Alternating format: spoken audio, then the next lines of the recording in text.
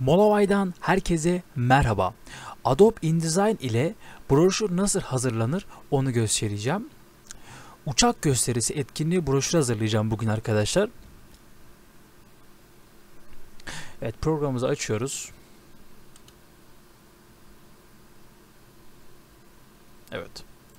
Hemen yeni bir projemizi oluşturuyoruz.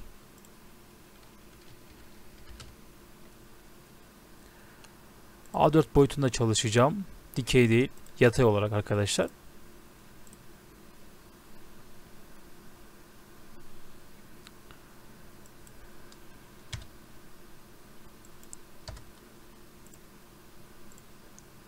Şuradan da bakalım. Bunu 0 yapacağım.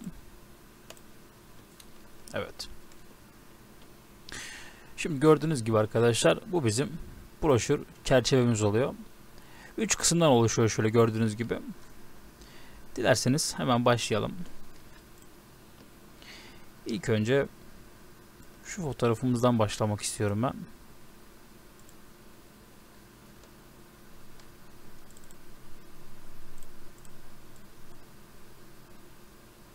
Şöyle.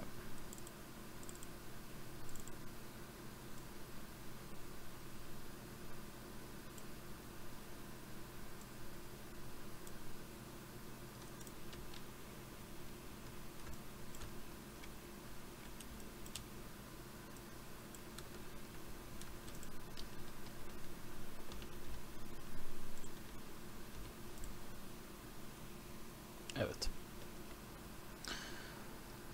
Daha sonra isterseniz klavye üzerinden P'ye basabilirsiniz ya da şuradaki aracı seçebilirsiniz arkadaşlar.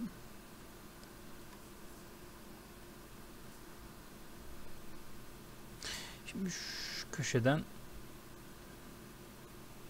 şöyle şuradan şöyle tam şu köşeye gelecek şekilde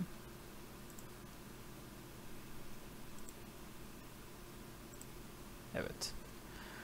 Bunun içine belli olması açısından şöyle siyah boyayalım arkadaşlar. Şimdi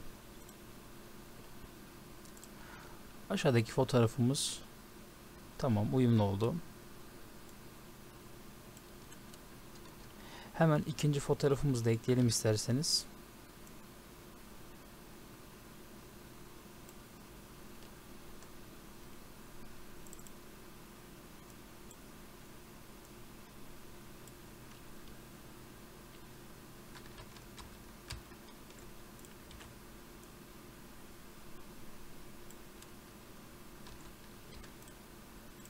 Evet. Tekrar ekleyeceğim.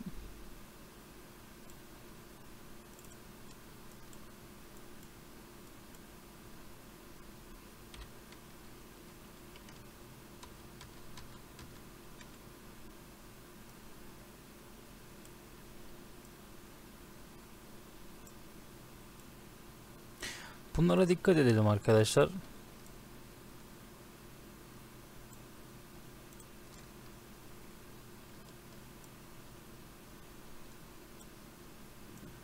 Yoksa küçük küçük sıkıntılar olabiliyor.